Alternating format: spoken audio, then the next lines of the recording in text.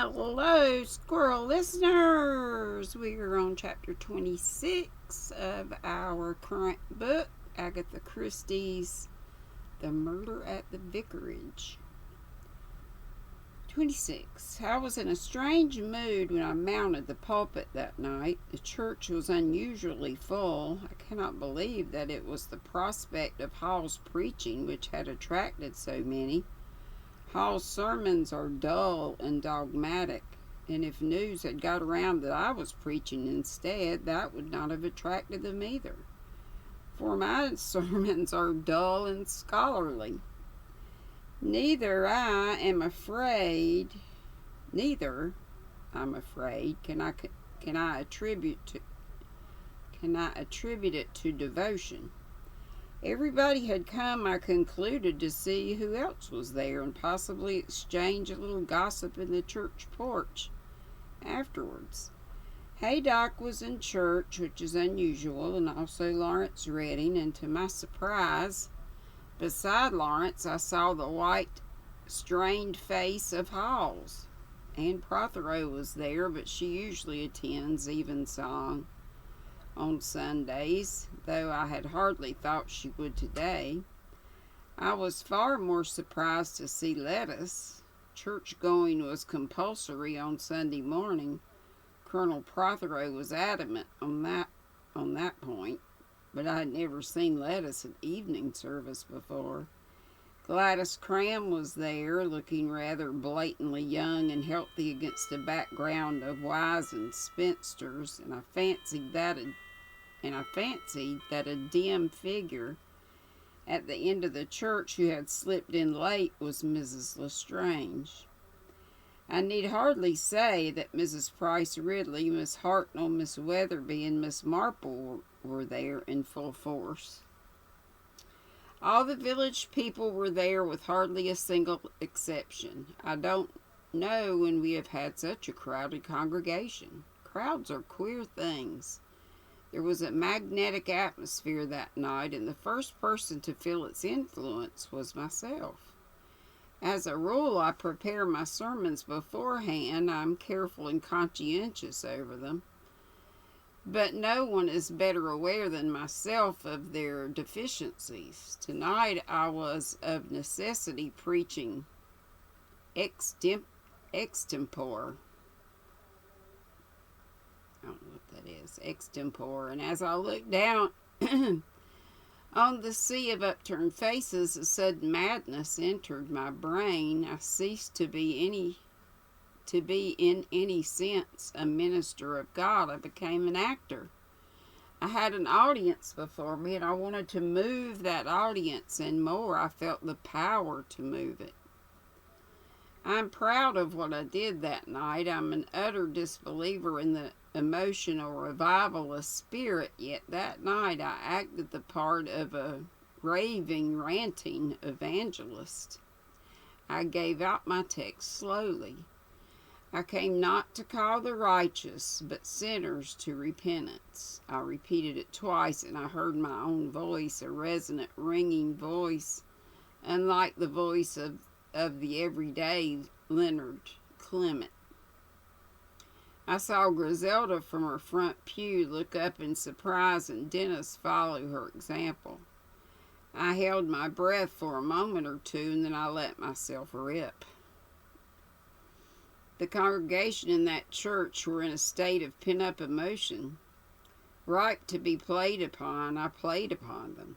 I exhorted sinners to repentance. I lashed myself into a kind of emotional frenzy. Again and again I threw out a denouncing hand and reiterated the phrase, I'm speaking to you. And each time from different parts of the church a kind of sighing gasp went up. Mass emotion is a strange and terrible thing. I finished up with those beautiful and poignant words, perhaps the most poignant words in the whole Bible. This night thy soul shall be required of thee. This night thy soul shall be required of thee. It was a strange, brief possession. When I got back to the vicarage, I was my usual faded, indeterminate self. I found Griselda rather pale. She slipped her arm through mine. "Lynn," she said, "you were rather terrible tonight." I didn't like it. "I've never heard you preach like that before." "I don't suppose you ever will again," I said, sinking down wearily on the sofa. I was tired. "What made you do it?" A sudden madness came over me. "Oh, it wasn't something special." "What do you mean, something special?" "I just wondered, that was all. You're very unexpected, Lynn. I never feel I really know you." We sat down to cold supper, Mary being out. "There's a note for you in the hall," said Griselda. "Get it, will you, Dennis?" Dennis, who'd been very silent, obeyed. I took it and groaned. Across the top left corner was written, "By hand, urgent." "This," I said, "must be from Miss Marple. There's no one else left." I had been perfectly correct in my assumption. "Dear Mr. Clement, I should so much like to have a little chat with you about one or two things that have occurred to me. I feel we should all try and help in elucidating the sad mystery. I will come over about 9:30, if I may, and tap on your study window. Perhaps dear Griselda would be so kind as to run over here and cheer up my nephew. And Mr. Dennis, too, of course, if he cares to come. If I do not hear, I will expect them and will come over myself at the time I have stated. Yours very sincerely, Jane Marple." I handed the note to Griselda. "Oh, we'll go," she said cheerfully. "A glass or two of homemade liquor is just what one needs on Sunday evening." "I think it's Mary's blancmange that is so frightfully depressing. It's like something out of a mortuary." Mercy. Dennis seemed less charmed at the prospect. "It's all very well for you," he grumbled. "You can talk all this highbrow stuff about art and books. I always feel a perfect fool sitting and listening to you." "That's good for you," said Griselda severely. "It puts you in your place. Anyway, I don't think Mr. Raymond West is so frightfully clever as he pretends to be." "Very few of us are," I said. I wondered very much what exactly it was that Miss Marple wished to talk over. Of all the ladies in my congregation, I considered her by far the shrewdest. Not only does she see and hear practically everything that goes on, but she draws amazingly neat and apposite deductions from the facts that come under her notice. If I were at any time to set out on a career of deceit, it would be of Miss Marple that I should be afraid. What Griselda called the nephew amusing party started off at a little after 9 whilst I was waiting for Miss Marple to arrive. I amused myself by drawing up a kind of schedule of the facts connected with the crime. I arranged them so far as possible in chronological order. I'm not a punctual person, but I am a neat one, and I like things jotted down in a methodical fashion. At 9:30, punctually, there was a little tap on the window, and I rose and admitted Miss Marple. She had a very fine Shetland shawl thrown over her head and shoulders, and was looking rather old and frail. She came in full of little fluttering remarks. "So good of you to let me come, and so good of dear Griselda. Raymond admires her so much. The perfect grooze, he always calls her." "No, I won't have a footstool." I deposited the Shetland shawl on a chair and returned to take a chair facing my guest. We looked at each other, and a little deprecating smile broke out on her face. "I feel that you must be wondering why I'm so interested in all this. You may possibly think it's very unwomanly. No, please, I should like to explain if I may. She paused a moment, a pink color suffusing her cheeks. You see, she began at last, living alone as I do in a rather out-of-the-way part of the world, one has to have a hobby. There is, of course, woodwork and guides and welfare and sketching. But my hobby is, and always has been, human nature. So varied and so fascinating, and of course in a small village with nothing to distract one has such ample opportunity for becoming what I might call proficient in one's study. One begins to class people quite definitely, just as though they were birds or flowers, group so-and-so, genus this, species that. Sometimes, of course, one makes mistakes, but less and less as time goes on.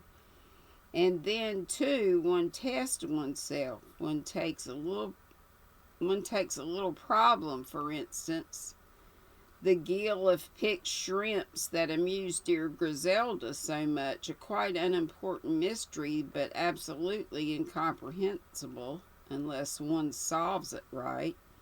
And then there was that matter of the changed cough drops in the butcher's wife's umbrella.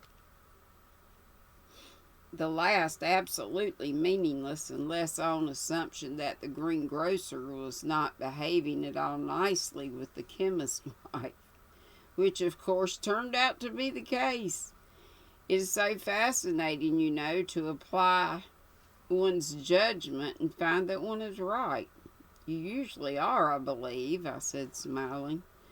That, I'm afraid, is what has made me a little conceited, confessed Miss Marple. But I have always wondered whether, if some day a really big mystery came along, I should be able to do the same thing. I mean, just solve it correctly, logically. It ought to be exactly the same thing. After all, a tiny working model of a torpedo is just the same as a real torpedo. You mean it's all a question of relativity? I said slowly. It should be logically, I admit, but I don't know whether it really is. Surely it must be the same, said Miss Marple. What one used to call the factors at school are the same. There's money and the mutual attraction, people of opposite sex. And there's queerness, of course. So many people are a little queer, aren't they? In fact, most people are, when you know them well. And normal people do such astonishing things sometimes. And abnormal people are sometimes so very sane and ordinary. In fact, the only way to compare people with other people you've known or come across. You'd be surprised if you knew how very few distinct types there are in all. You frighten me, I said. I feel I'm being put under the microscope. Of course, I wouldn't dream of saying any of this to Colonel Melchett. Such an autocratic man, isn't he? And poor Inspector Slack, well, he's exactly like the young lady in the boot shop who wants to sell you patent leather because she's got it in your size and doesn't take any notice of the fact that you want brown calf. That really is a very good description of Slack. But you, Mr. Clement, know, I'm sure, quite as much about the crime as Inspector Slack, I thought. If we could work together. I wonder, I said. I think each of us in his secret heart fancies himself as Sherlock Holmes. Then I told her of the 3 summonses I had received that afternoon. I told her of Anne's discovery of the picture with the slashed face. I also told her of Miss Cram's attitude at the police station, and I described Haydock's identification of the crystal I'd picked up. Having found that myself, I finished up, I should like it to be important, but it's probably got nothing to do with the case. I've been reading a lot of American detective stories from the library lately, said Miss Marple, hoping to find them helpful. Was there anything in them about picric acid? I'm afraid not. I do remember reading a story once, though, in which a man was poisoned by picric acid and lanolin being rubbed on him as an ointment. But as nobody has been poisoned here, that doesn't seem to enter into the question, I said. Then I took up my schedule and handed it to her. I've tried, I said, to recapitulate the facts of the case as clearly as possible. My schedule, Thursday 21st, 12:30 p.m. Colonel Prothero alters his appointment from 6 to 6:15, overheard by half village, very probably. 12:45, pistol last seen in its proper place, but this is doubtful. And this part's in parentheses, as Mrs. Archer had previously said she could not remember. 5:30 approximately, Colonel and Mrs. Prothero leave Old Hall for village and car. 5:30, fake call put through to me from the North Lodge, Old Hall. 6:15, in parentheses, or a minute or two earlier, Colonel Prothero arrives at Vicarage, is shown into study by Mary. 6:20, Mrs. Prothero comes along back lane and across garden to study window. Colonel Prothero not visible. 6:29, call from Lawrence Redding's cottage put through to Mrs. Price Ridley, according to exchange. And 6:30 to 6:35, shot heard, accepting telephone call time as correct. Lawrence Redding, Aunt Prothero, and Dr. Stone's evidence seemed to point to its being earlier, but Mrs. PR probably right. 6:45, Lawrence Redding arrives Vicarage and finds the body. 6:48, I meet Lawrence Redding. 6:49, body discovered by me. 6:55, Haydock examines body. Note, the only two people who have no kind of alibi for 6:30 to 6:35 are Miss Cram and Mrs. Lestrange. Miss Cram says she was at the barrow, but no confirmation. It seems reasonable, however, to dismiss her from the case, as there seems nothing to connect her with it. Mrs. Lestrange left Dr. Haydock's house sometime after 6 to keep an appointment. Where was the appointment, and with whom? It could hardly have been with Colonel Prothero, as he expected to be engaged with me. It is true that Mrs. Lestrange was near the spot at the time that the crime was committed, but it seems doubtful what motive she could have had for murdering him. She did not gain by his death, and the inspector's theory of blackmail I cannot accept. Mrs. Lestrange is not that kind of woman. Also, it seems unlikely that she should have got hold of Lawrence Redding's pistol. Lord, this is a long chapter. Seems like. Let's see how much longer I got.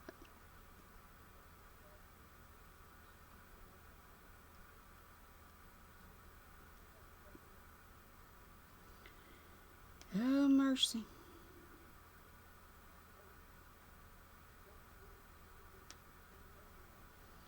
Very clear. Sorry.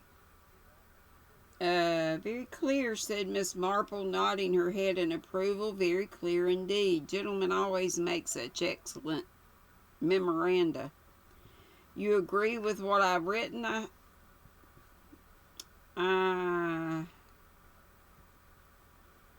asked, "Oh, yes, you've put it all beautifully." I asked her the question then that I had been meaning to put all along. "Miss Marple," I said, "who do you suspect? You once said that there were 7 people." "Quite that, I should think," said Miss Marple absently. "I expect every one of us suspects someone different. In fact, one can see they do." She didn't ask me who I suspected. "The point is," she said, "that one must provide an explanation for everything.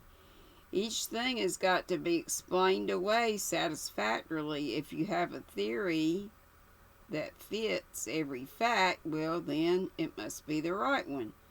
But that's extremely difficult. If it wasn't for that note." "The note?" I said, surprised. "Yes, you remember I told you that note has worried me all along. It's wrong somehow."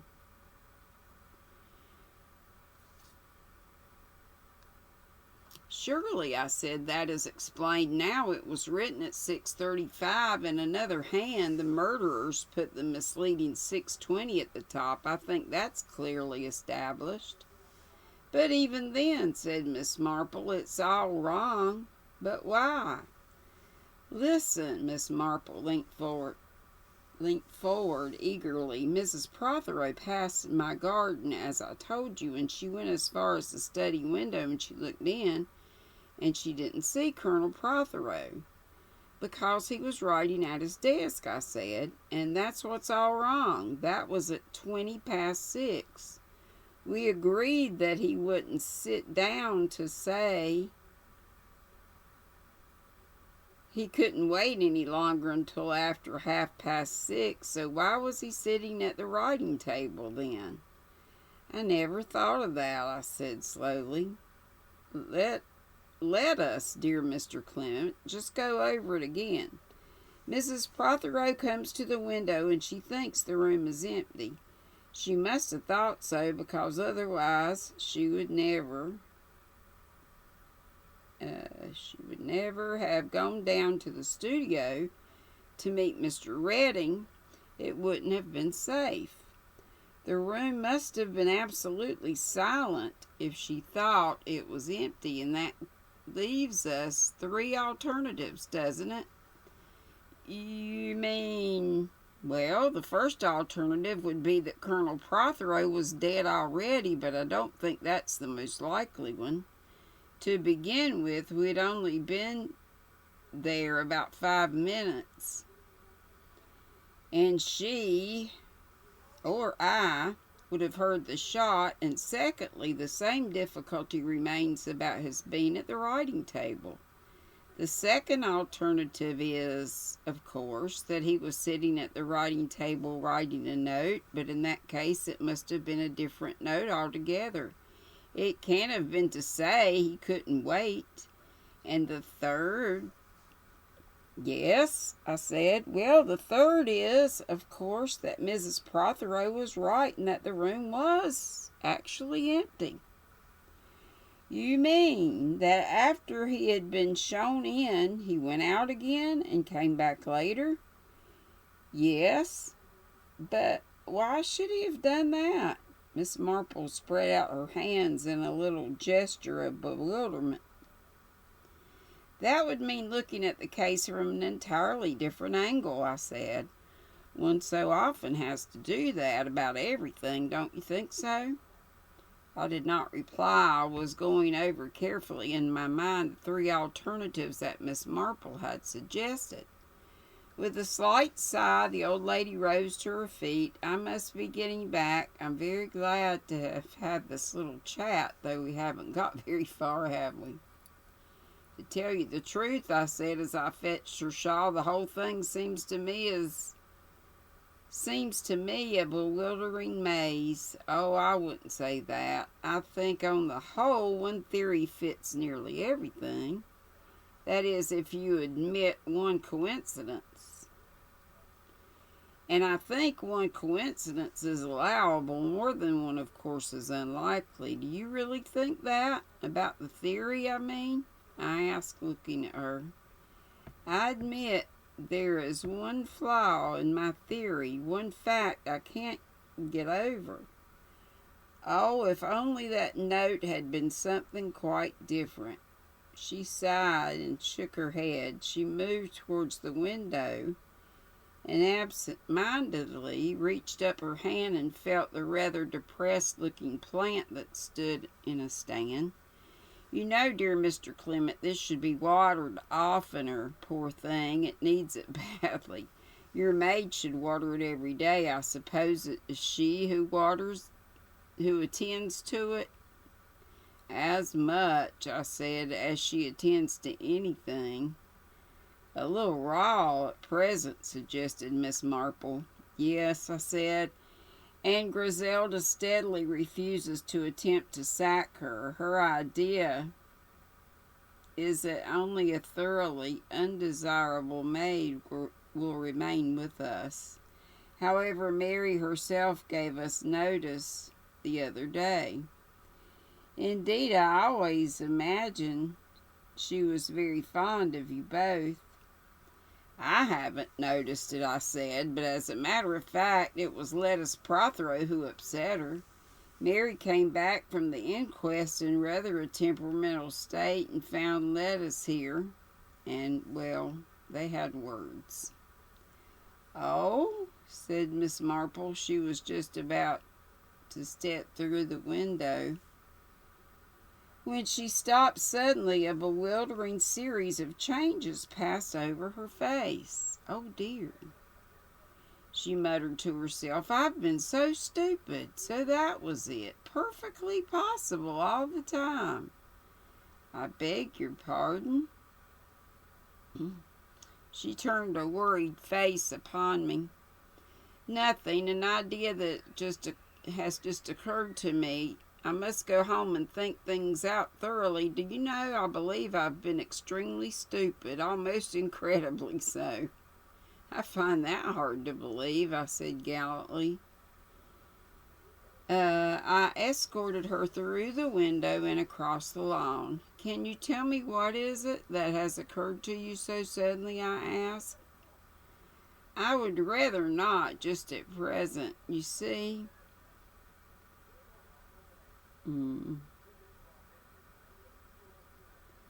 Doggone it. You see, there is still a possibility that I may be mistaken, but I don't think so.